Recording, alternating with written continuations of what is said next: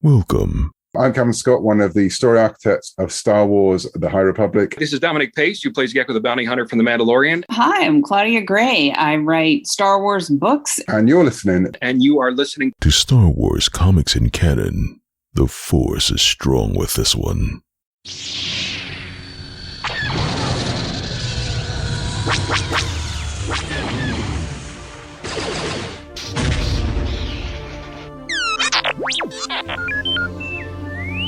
Hello there and welcome to Star Wars Comics in Canon, your guide to the wider Star Wars canon through the comic book lens. And to take you on this journey, I'm your host, Mike Burton.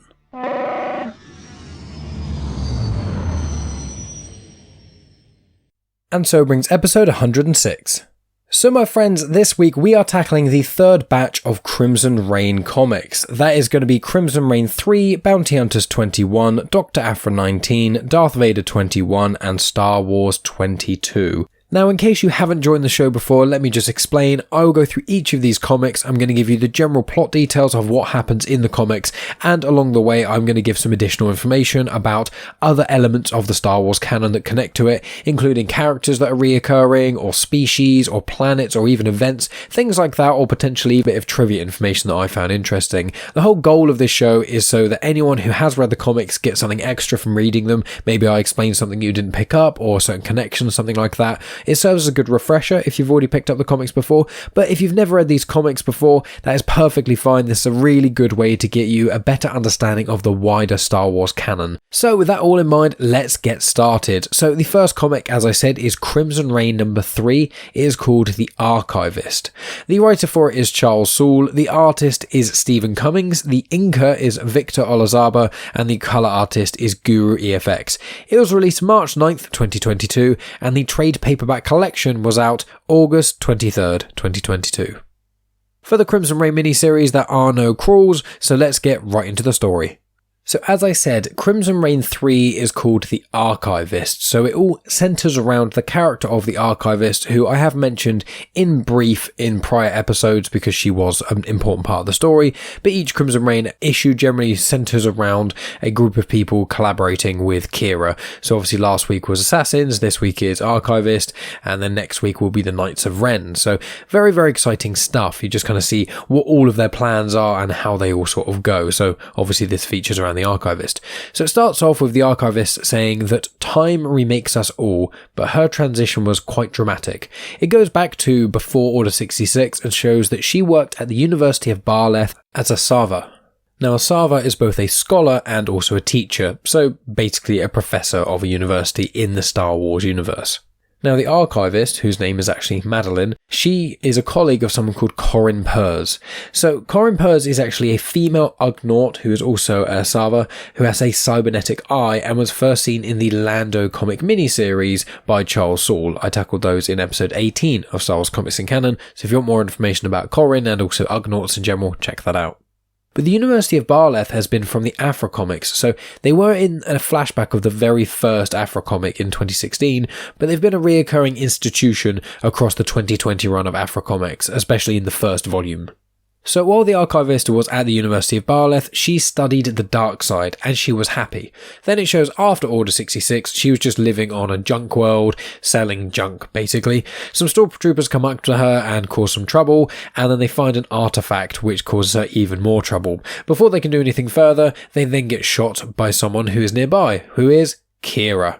In the shootout, the artifact falls and smashes, but Qi'ra says that she respects Madeline hugely, and she asks the Archivist how the Jedi were erased. The Archivist notes that fear and jealousy were two major reasons as to why, because Jedi represent people's best selves, and so that made people somewhat resentful of them. So then when something bad happened about the Jedi, then a lot of people jumped on that bandwagon. However, the ones that did not then get dealt with by the Empire, because there were laws passed that then ended up people who are vocal minorities getting killed, who are very much against the vilification of the Jedi, and then the people who just remained after several years were just apathetic. They were either fearful, they didn't care, or they were actively anti-Jedi. And that all happened very quickly, and the Archivist says it's primarily due to the laws. I will note here that when the Archivist was young, she had purple dreadlocks, so that's a fun thing if you've actually seen what she looks like and how I described her prior. I'll go more into her description in a little bit, but I just want to read out a quote that she says, and she says that the light side is how people wanted to live and act, while the dark side is how they actually are, which I think is quite an intriguing perspective on the light side and the dark side, but we will come back to that idea slightly later on in this comic. So after a little bit of discussion between how they both respectively think the Jedi may have been extinguished and things, Qi'ra agrees with the Archivist and then decides to show the Archivist some artifacts she has, including the Thought Dowser. What Qi'ra wants is for the Archivist to find her a Jedi to help her, more specifically Yoda. Now, I will say the Thought Dowser is something that has been in the Aphra comics quite a lot. I've tackled them on the show numerous times, and so you should be aware of what the Thought Dowser is, but it's basically an ancient artifact device you can use to bend the will of someone else to your own choosing, and it is a dark side artifact, unsurprisingly. So when the Archivist questions why Qi'ra chose Yoda, she says that the Empire never officially announced his death. They destroyed one of his lightsabers in a big show, which you see in one of the first issues of the 2017 run of Darth Vader comics, also written by Charles Soule. But that was seemingly all that they did, and if they had killed Yoda, they'd have made a very, very big fuss about it. And they probably haven't announced his death because they're worried he's going to reappear someday, and then they would be very clearly wrong. So Qi'ra then says to the Archivist, will you take this? The Archivist does agree. Qi'ra obviously says that she'll finally be able to study things she actually wants to do. You have access to all these artifacts. We also have near unlimited resources as well. So it's quite a convincing argument. The Archivist agrees and then sets off to do something that she does incredibly well, and that is research. So she looks through various records of Imperial records and other places, a lot of them that Crimson Dawn have access to. Normally they have agents in certain organisations or places that can get the Archivist this kind of information. But it shows that the last official record of Yoda was on the Battle of Kashyyyk, which we saw in Revenge of the Sith. There were then some reports of people seeing Yoda on Coruscant at the Jedi Temple, which once again was in Revenge of the Sith, and then she also notes that she must have had help from someone and suspects it was Bail Organa who helped out Yoda. She looks further into that and finds that the Taintive 3 was involved in some way of transporting the Jedi Master. Now, the Taintive 3 obviously was the ship before the Taintive 4. It's also called the Tantive. It's called lots of various names, but it's the big Corellian corvette ship that you see at the start of A New Hope. So after doing further research and whatnot, the Archivist eventually finds someone called Jeromok Colton. Now, Jeromok Colton may sound like a familiar name because it's actually an amalgamation of the names Jeremy Bulloch. Now, Jeremy Bulloch is the person who originally played Boba Fett in the original trilogy. You actually get to see him in Revenge of the Sith when he's piloting the Tantive 3. So he only seen very, very briefly, but he is also retconned into piloting the Tantive 4. It's a few bits in the canon kind of reference him being the one to pilot this and that, but obviously in Legends it contradicts it and stuff, so whatever. But he is, in canon, you get to see the guy who played Boba Fett originally with his helmet off in Revenge of the Sith, and this is the character that the Archivist is going after. So she finds Jeromok Colton in a prison, an Imperial prison specifically. An Imperial officer gives her access who works for Crimson Dawn, and so she asks him about Yoda. He claims he doesn't know anything, and so she uses the Thought Dowser on him. It basically tortures him until he gives up the information that he knows. So he tells her that he took Yoda to Polis Massa, but he doesn't know anything else. She pushes a bit further with the Thought Dowser and confirms that Yoda actually made his way to the Sluise sector after Polis Massa. So she does further research and finds from an academic paper from the era of the High Republic that a planet called Dagobah was very strong in the Force, and that was in the Sluise sector. So she heads down there, lands planetside, and then a monster basically just grabs her, and she's struggling, feels like she's going to die, and then something seems to make the beast let her go, and she is left in front of this strange-looking cave. Now, this strange-looking cave is in fact the Dark Side Cave. We saw it in Empire Strikes Back, but you also get to see it in the Age of Resistance villains comic, Snoke. So there's the Kylo Ren one and there's also the Snoke one, which both are about Kylo Ren, because as we have found out that Snoke has basically no backstory, it seems. But I actually tackled that in episode 52 of Star Wars Comics in Canon. So if you want to find out how Kylo Ren experienced the Dark Side Cave on Dagobah, and it's a really, really cool issue, it's one of the best of the Age of issues, make sure you check out episode 52, Star Wars Comics in Canon, or pick up the comic yourself.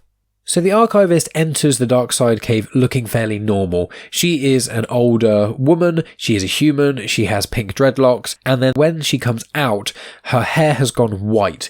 Her skin has gone like a greyish, greeny sort of colour, and also one of her eyes seems to have been damaged in some way because it has no pupil anymore. It's gone grey or somewhat milky. She won't speak of her experience in the cave, noting that is for her alone to know, but she does say that it changed her, and coming out the other way was something that was the most important part of her life. She knew that Yoda's location was valuable, both to Qi'ra but also to the Rebellion or even the Empire, but Yoda actually spent time teaching her while she was on Dagobah. And what he actually taught her was that the light shows what people could be, but the dark side shows who you are when you're controlled by fear, selfishness, and attachment. So obviously that is a slight variant on how she perceived the light side and the dark side of the Force at the start of this comic, and it shows how Yoda kind of changed her perspective on it, showing that the light side is what we should all try to be. That's the best case scenario. That's the way people should try and live. So after all her interactions with Yoda, the Archivist then returns to Qi'ra, and she tells Qi'ra that Yoda is dead. Qi'ra is disappointed by this, but does accept it, and then leaves to go and continue with her plans. And the Archivist notes to herself that that decision was the first time she's really had full control of a situation, and she is actually happy for the first time in a long time due to it. And that's where Crimson Reign 3 ends.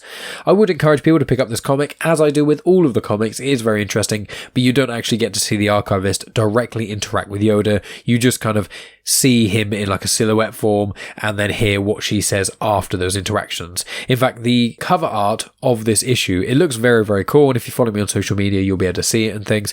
It is a very cool piece of artwork, but that artwork actually shows you more Yoda than any of the inside of the comic does. So I thought I would pre-warn people of that in case they pick up the comic expecting loads and loads of Yoda stuff. There isn't. However, there has recently been announced a Yoda mini-series that's coming out.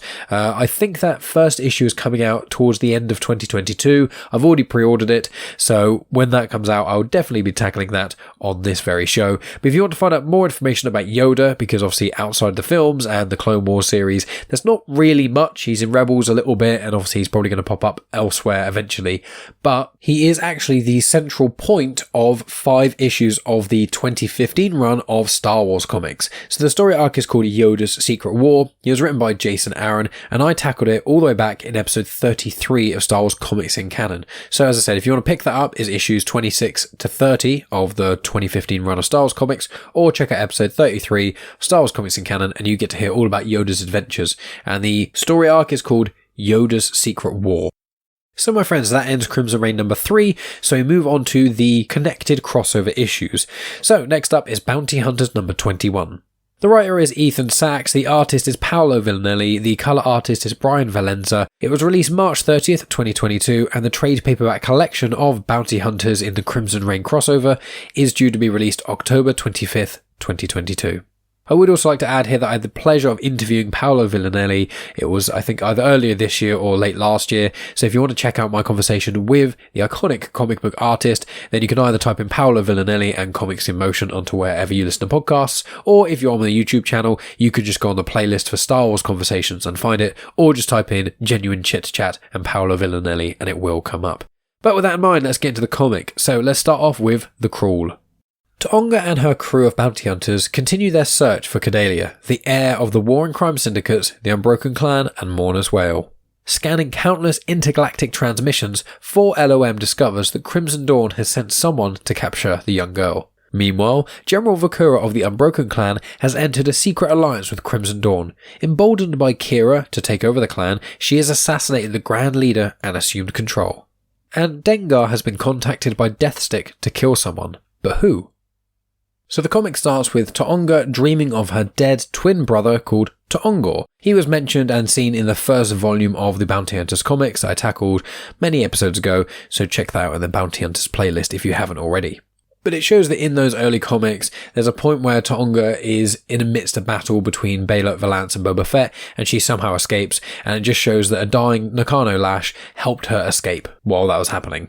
And then she wakes up from this dream and is, sweating and things, seemingly like a nightmare, but it is seemingly what did actually occur. and everyone aboard her ship is sleeping. All of the bounty hunter's crew, Bosk, Zuckuss, her partner Losha, 4LOM, etc. So she wanders through the ship past everyone sleeping, but she hears a noise. She goes and checks it out, and it turns out that she's received a message from someone called Syphac. Now, Syphac supplies bounties to a variety of bounty hunters, and he has an implant that's fairly similar to what Lobot has. Syphac does appear in many issues of the Bounty Hunters comics, but also does appear in Dr. Aphra number 6 in the 2020 run. So if you've been reading the Bounty Hunters comics, or if you've been listening along, you'll know who Syphac is. Syphac seems to want something from Tonga, but is being a little bit cagey about it. She eventually just hangs up on them, and this person, Syphac, then shows Dengar that, look, I tried my best, but I couldn't get through to her, I couldn't stop her doing what you want her to do. Dengar's a little bit annoyed about that, but he decides he's going to go after them himself. It shows that Dengar was hired by Crimson Dawn because they have plans to do with Cadelia, and this crew of bounty hunters might mess those up, so that's why he's getting involved. There's a little bit of a time jump, and then it shows the bounty hunters crew then meet up with Lady Proxima. So Lady Proxima is a Grindelid, which is like a worm creature thing. You actually met Lady Proxima in Solo, a Star Wars story. It's right near the start. She's the leader of the White Worms. She's living in the sewers and things. And then Han throws like a rock at like a window nearby. It makes light go through it and burns her skin because Grindelids are incredibly susceptible to sunlight. But Lady Proxima has been having issues with the Unbroken Clan Syndicate, specifically with Vukorah. She's very hard to kill and is ruining business for the White Worms. So Proxima agrees with Taonga and crew to assist them somewhat in trying to take out Vukorah by giving them information, mainly intel, confirming that Vukorah has bodyguards, thugs, probe droids, snipers, and also ships, as in fighters as well. So very well guarded with a lot of resources. So they tried to start this plan into action. So 4LOM slices the Unbroken Clan's system and says they have about 6 minutes before alarms sound and those sort of things. So Losha takes out a sniper, Zuckuss gets into a vehicle, Bosk and Hasu Leash take Taonga as prisoner and go up to Vukorah. Taosha then gives the signal, and then Losha fires on some nearby thugs. Vukorah takes cover and there's a bit of a shootout that occurs, but Vukorah spots a transport coming nearby, but she notes that the driver is Zuckuss, and she says it's got to be a trap because Zuckuss was involved in a prior stint with the rest of these people. So she then dives into Tonga, saying get close to those people because whoever's shooting with a sniper probably doesn't want these people to get hurt. Shows that Bosk kills a couple of guards, but Vukorah manages to get him stuck under a fallen object. She basically just shoots up this market stall thing above him and it crushes him. It shows that Tasu Leach is fighting a guard, and he's fought the guard before in the fighting pits, so he's quite confident of how he's going to beat him, and he does. Vukorah then corners Taonga. Taonga then injects her with Sarlacc venom, and Vukorah then passes out. So the crew all kind of get back together and are reunited and they think, cool, we've done it, we can leave. And 4LOM says that extraction isn't going to be for a few minutes, but there's a bit of a problem. And then the final panel of this comic shows that there is a massive, massive crowd of Unbroken Clan, either sympathizers or people actually involved with the clan itself, all approaching this bounty hunter crew to attack them. So the bounty hunter crew are in trouble. So that ends Bounty Hunters number 21. So we move on to Dr. Aphra number 19. Aphra 19 was written by Alyssa Wong, the artist is Minkyu Jung, the colour artist is Rachelle Rosenberg, and the issue was released March 23rd, 2022. The trade paperback collection is due to be released October 25th, 2022, and the hardcover omnibus volume 2 of Dr. Aphra is due to be released May 2023. That should have the first 25 issues of this 2020 run of Dr. Aphra comics. I know that the hardcover omnibus volume 1 has all of the Aphra comics from her first 2016 run, and if people haven't picked that up, I really recommend either checking it out or listening to my episodes on it because all the Dr. Aphra comics are really, really interesting. So let's start with the crawl of Dr. Aphra 19. The race is on for Ascendant Tech. Rogue archaeologist Dr. Aphra and smuggler Sana Staros have been tasked with collecting ancient Ascendant Tech by Domina Tague. Meanwhile, unknown to Aphra, Domina has revived her nephew, Ronan Tague, who Aphra almost killed. Aphra and Staros are on a collision course with their old frenemy, Ko Fon Faris, as they attempt to collect the Ascendant Tech as well, including the fabled Spark Eternal. The past always seems to catch up to Aphra. How long can she keep running from it before the chase turns fatal? So Aphra 19 starts off with a flashback. It shows the University of Barleth and Ko Fonfaris is a new student. They are trying to get in, but there's an issue with their identification because they recently changed their name. So while this admin person is making their life a little bit difficult, Aphra then comes over and helps Ko get in by saying they knew Ko and Ko's been trying to get their name changed for a very long time, that sort of thing, and eventually gets them let in. Then Aphra introduces Ko to Sana Starros and Eustacia Ocker.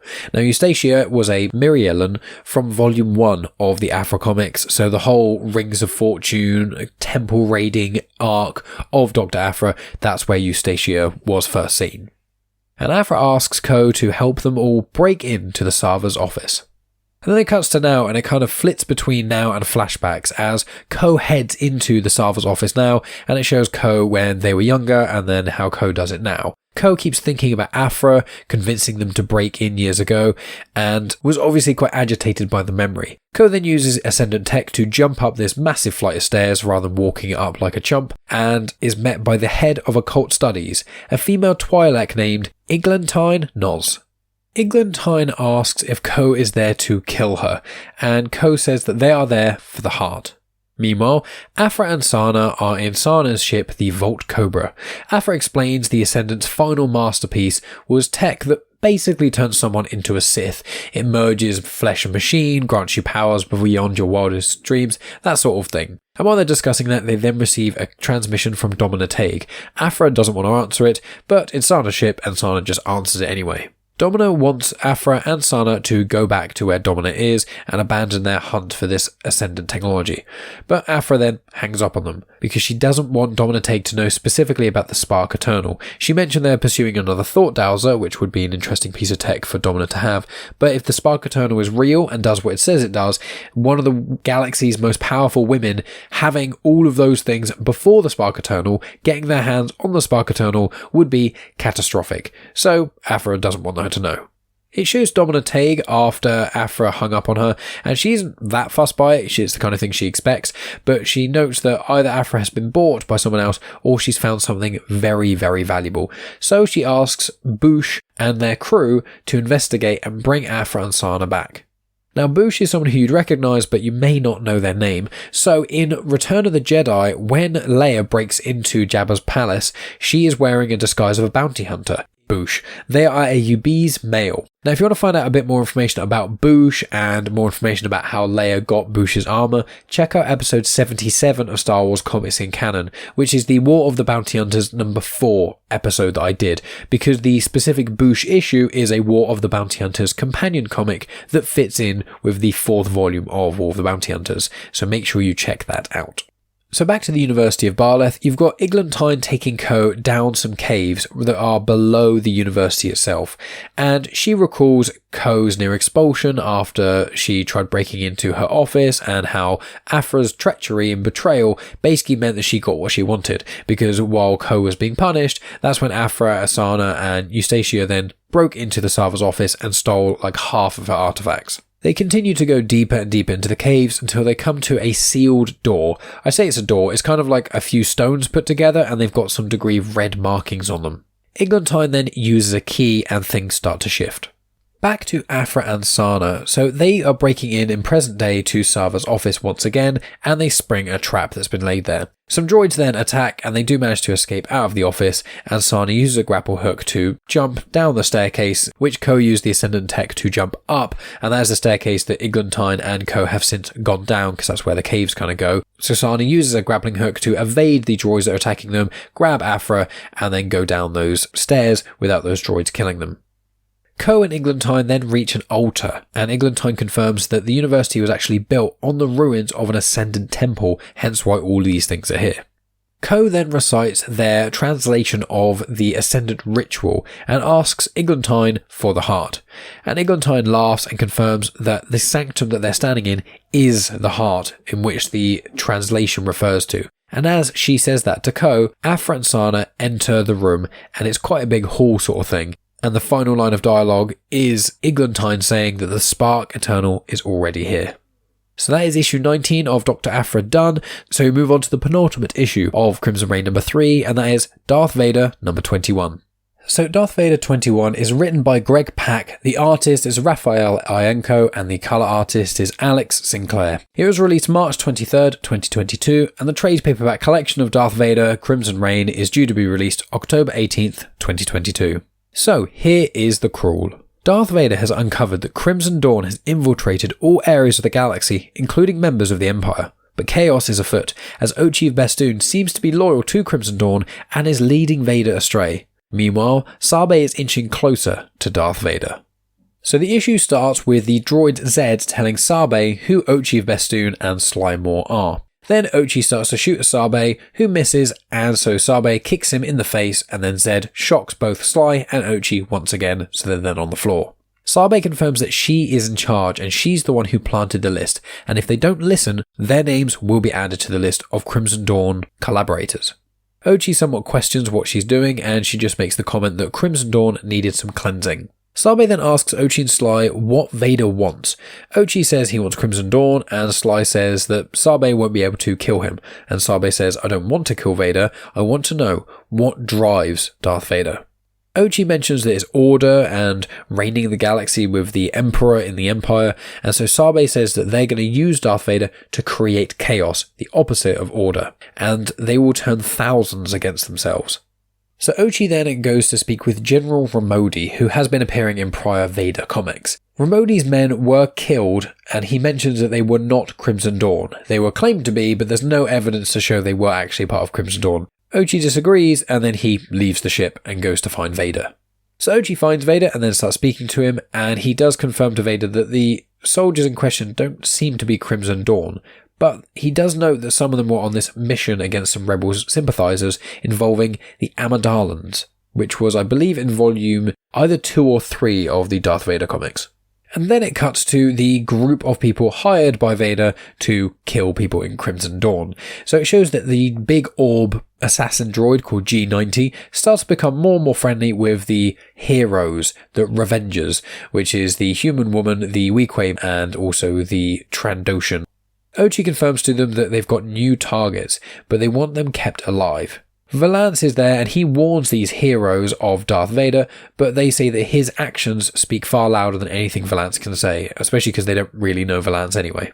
So the group of them, the assassins, Valenza, Ochi, and the heroes/Revengers, all head to this site, and they go into a cave to try and find some Crimson Dawn collaborators, and they go into a room which is filled with Death Troopers. So Death Troopers are in Season 2 of The Mandalorian. They're in that big finale, so you should know what they are if you've seen that. But in case you haven't seen The Mandalorian, but you are a massive fan of Legends, then they are in the Legends games, the Dark Forces. They're the ones that then become Jedi outcasts and things that center around Kyle Katarn, and I really appreciate those. So after they open this door and find all these Death Troopers, they are understandably very shocked to just find a whole room full of armoured droids just firing on them immediately. The Trandoshan gets shot and falls to the ground, and then G90 offloads loads of thermal detonators into the room and seemingly wipes out all of these Death Troopers. They then go into the next room and find some prisoners who have been tortured. The assassins don't care about the prisoners, they're following exactly what the mission statement was. However, the heroes can't ignore the prisoners. G90 agrees with the heroes, and then G90 shoots the Imperials who've been keeping these prisoners and torturing them. And before anything else can be said or even thought of, G90 is then sliced in half, and in the wreckage of this droid is Darth Vader. Vader then asks what's going on with these droids, as in the Death Troopers, they're all dead in that room, and Valenza says that they seem to have been General Ramodi's. Vader is then suspicious of Ochi and starts to confront him, and Ochi just runs away. You then see that Ochi manages to get to Naboo and then meets with Sabé, and before they can have any real conversation, Darth Vader appears in his ship, destroying Ochi's ship, and lands and then tells both Ochi and Sabé that he knew what they were doing this entire time. He knew that Ochi was part of Crimson Dawn, and he is going to use them now, because to quote him, I am the Dawn. And that is where Darth Vader 21 ends. Yeah, Darth Vader, the comic series have become very conspiratorial. I'm really, really liking it. It's very cool and interesting. And there's more to come, because I've obviously read further issues on from that. But not getting ahead of myself, let's move on to the final comic of Crimson Reign number 3, and that is Star Wars 22. So Star Wars 22 was written by Charles Soule, the artist is Ramon Rosanas, and the colour artist is Rachelle Rosenberg. The issue was released April 13th, 2022, and the trade paperback collection is being released September 13th, 2022. So let's get into the final crawl of this episode. Crimson Dawn is everywhere. Shara Bay, after infiltrating the Tarkin's will, has been captured by the Empire's Commander Zahra. The Rebel Alliance's Sergeant, Kez Dameron, plans a rescue mission to save Shara from the Empire's clutches. Meanwhile, Leia Organa and the Rebels are welcoming a surprised guest on the Home One. So on the Rebel ship, Home One, which is a Mon Calamari cruiser, a ship lands, and the ship has got on it Qi'ra. Qi'ra meets with Leia and says that she comes bearing gifts, and she says she can actually tell Leia where the one remaining Rebel division actually is. Leia questions it and thought that there were several Rebel divisions, and Qi'ra confirms that unfortunately Commander Zahra has destroyed all other divisions of the Rebel fleet, aside from obviously all the ones where Leia is at the moment, and the last one in which Qi'ra was referring to. Leia does remain somewhat suspicious of Kira's intentions, but does agree to take that information. And Qi'ra says that she has friends in the rebellion and then asks about Chewie. So we then get to see what Chewie is up to, and he's in a simulation for storming Jabba's palace. He's going in there, shooting Boba Fett and Bosk and anyone else who may or may not be at Jabba's palace to get to Han's corpse in carbonite and save him. Leia and Qi'ra then approach, and Leia notes that he is still annoyed at Qi'ra. Qi'ra does retort slightly and say, well, he can be annoyed at me, but it's also Han, Boba Fett, Darth Vader, Jabba the Hutt, like all of those people involved with why Han is in the situation he's in. I don't think that I'm quite to blame as they are. And Leia doesn't necessarily disagree, but she does note that Wookiees do hold grudges for their entire lives, but also you are there in front of him right now. Qi'ra just says that he needs distraction, and then tells Leia that she can also give the location of Commander Zahra as well as the Rebel division. Then it cuts and shows what Zahra is up to. So Zahra is torturing Shara Bay and finds out all of the information that had been supplied to the rebellion from Shara's time on the Star Destroyer. But she wants more. She wants to know who the future rebel targets are, anyone who survived the Battle of Hoth, any known rebel collaborators, and any other information that might be useful to the Empire. Shara Bay continues to refuse, but then Zahra says she knows about Poe. She brings up a hologram of a baby Poe Dameron, and also says that they know exactly where he is and who's looking after him, while Shara and Kez are both fighting this war. And this makes Shara crack, and she says that she'll tell Zahra anything she needs to know. Then back on the Home One, Qi'ra also offers a new supply chain through Crimson Dawn. She notes that Holdo was having issues because where there's the big syndicate war, people don't necessarily have time to supply things to the Rebel Alliance, and Crimson Dawn does have an opening. Leia agrees, and Qi'ra then wanders off and leaves the ship, and Leia then speaks to Amilyn Holdo. So Amilyn Holdo, she is in the Leia Princess of Alderaan book by Claudia Gray. You get to see a young version of her that's quite cool, but you will all know her from The Last Jedi. She's played by Laura Dern, she has purple hair, and she's the one who takes over when Leia is incapacitated after all of the other senior rebel commanders get killed. Leia asks Holdo to keep an eye on Qi'ra because Holdo is going to be the person speaking with Qi'ra regarding all these supplies that the Rebel Alliance needs. Holdo and Leia then walk, they have a bit of chit-chat and things, and then Leia mentions Kez and says it's probably about time to let him go on that rescue mission he's been harping on about. And Holdo says, but he's already gone, he said that you authorised it. And Leia's like, oh no, I didn't. So then it shows Kez. So it's got Kez and his crew of Pathfinders, and they're also joined by certain members of Starlight Squadron. So you've got La'ula Lampart, who is in the Poe Dameron comics quite a lot. He is a Duros. You've got Ivan Verlaine, who appeared in the Princess Leia miniseries, and I tackled that way back, I think around episode 15 or so. Then there's also Freighter Smith, there's Wedge Antilles, who everyone should know, and there's also a character called Mart Matin, who is a character who was a young boy in Star Wars Rebels, Series 3 and Series 4, and he joined the Rebel Alliance. He was part of Iron Squadron, which is also the name of the episode he first appears in Star Wars Rebels. I believe it's Series 3, Episode 8. So lots of familiar faces from comics and from elsewhere, all helping the fight. There's also a gentleman on the ship as well, and it looks a lot like Rex from obviously Clone Wars and Rebels. And Rex has been retconned into the Battle of Endor. So in Return of the Jedi, there was a character, I think it's called like Nick Santos. It was meant to be a joke on Santa Claus, and they retconned it to say that that was actually Rex there. But certain authors say it is, and other people say it's not been fully confirmed. So I think at the moment people are just putting someone who looks a lot like Rex in a lot of places that this Nick Santos was, until there is a pure confirmation from Disney in some sort of big thing. I imagine it'll be an animation, or maybe it'll be in the Ahsoka series or something. You'll have the character say he fought the Battle of Endor, and it will kind of fully confirm that it was him with Han Solo and stuff, even though it kind of has been, but still, there's a guy that looks a lot like Rex here, and I think it is meant to be Rex, but he's never spoken to or mentioned or anything, so I think they are still trying to be a little bit cautious just in case someone higher up at Disney then decides that Rex, in fact, is not meant to be there. But Starlight Squadron and the Pathfinders then engage the Star Destroyer, the Tarkin's will, and Starlight Squadron themselves cause a distraction so that Ken and Co can use the broken parts of the Star Destroyer to sneak on board. Shara notices that the rebels in this battle they're having seem to be extending it. They don't seem to be doing as many kill shots as they could and seem to be maneuvering and moving around a lot more, so she notices this must be a distraction. So she says to triple the security who's guarding Shara Bay, and then she goes and gets her armor just in case someone comes aboard. Before she leaves the bridge, she's then told where the last rebel division is, on a place called Panacea. Zahra says that it's her lucky day, so she decides to get the Star Destroyer to use hyperspace to go to Panacea and just leave all of the TIE fighters that are there. TIE fighters there can help fend off the Rebel Alliance and things, and she notes that if none of them survive, then it is cleanse the Empire because they outnumber the Rebels 3-1, so why would they want them anyway? So the Star Destroyer then shoots off into hyperspace, but Kez and the Pathfinders are aboard and they seem to be okay, but the rest of the rebels in the firefight are just a little bit confused as to this Star Destroyer suddenly disappearing. And then the final panels of this comic show that the Tarkin's will heads to Panacea and then starts firing on a rebel base. Now, a couple of people look up from the surface of this planet, and one of them is Qi'ra. Now, you would have seen Qi'ra in Crimson Reign number 2. I tackled that in episode 102 of Star Wars Comics in Canon. She's the love interest of Baylor Valance. He put her there, along with Cadelia, to try and keep them safe from the Empire and other crime syndicates.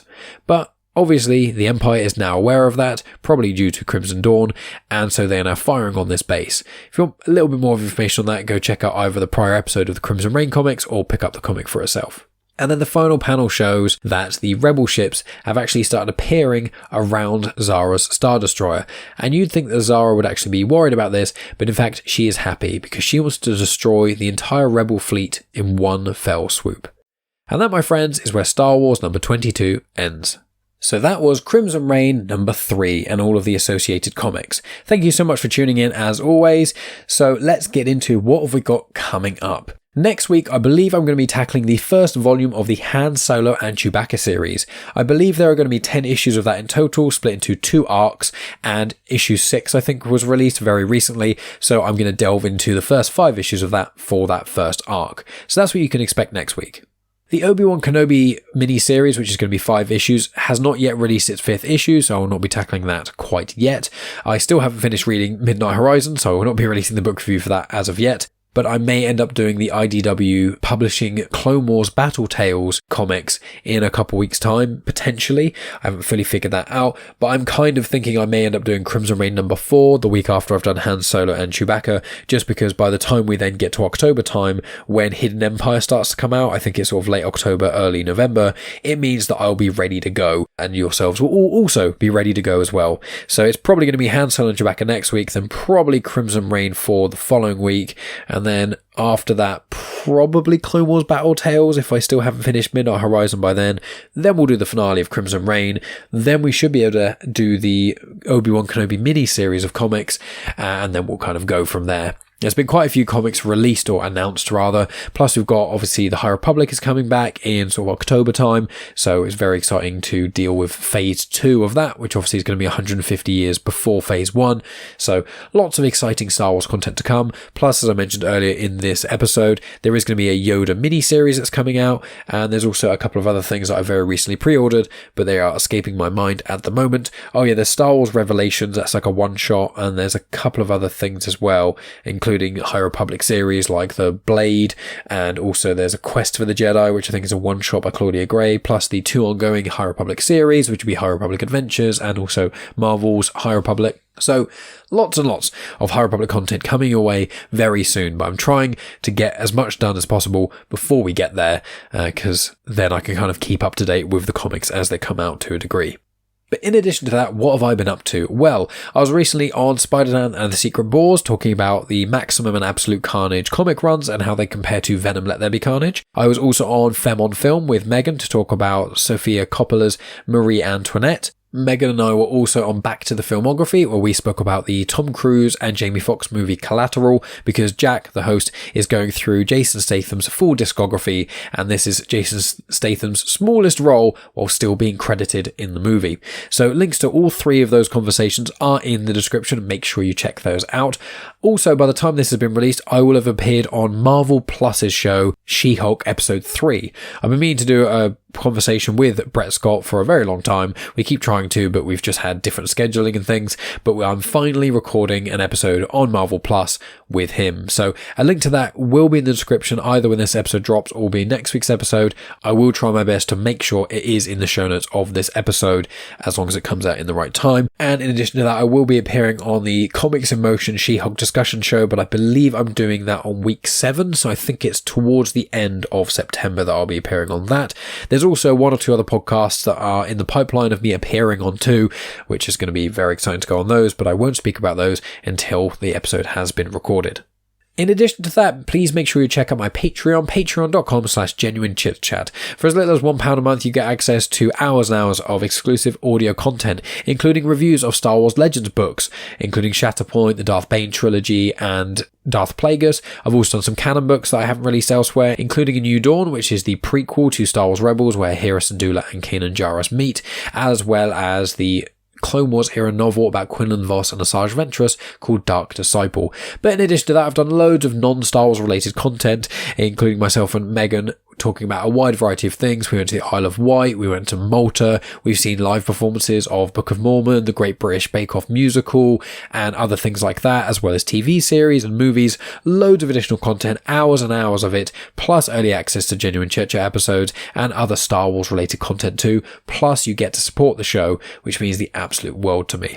If you don't want to support the show in that regard, there's many other ways you can do it. You can follow me on social media at genuine Chit-Chat on Instagram, Twitter, and on Facebook. You can share any of my posts either on social media or just with your friends in general. You can talk to people about this. You can rate and review. You can subscribe on YouTube. You can like the video if you're listening on YouTube. You can really do anything that involves telling someone else or shouting into a room with other people in it about this show. It means the absolute world to me that so many of you listen, especially all the way up to the very end where I just ramble on, but this is going to be where I end things. So thank you so much for listening. As always, I'll talk to yourselves next week with the first volume of Han Solo and Chewbacca comics, and then the following week should be Crimson Reign number 4, but I'll speak to you next Saturday, and as always, may the Force be with you.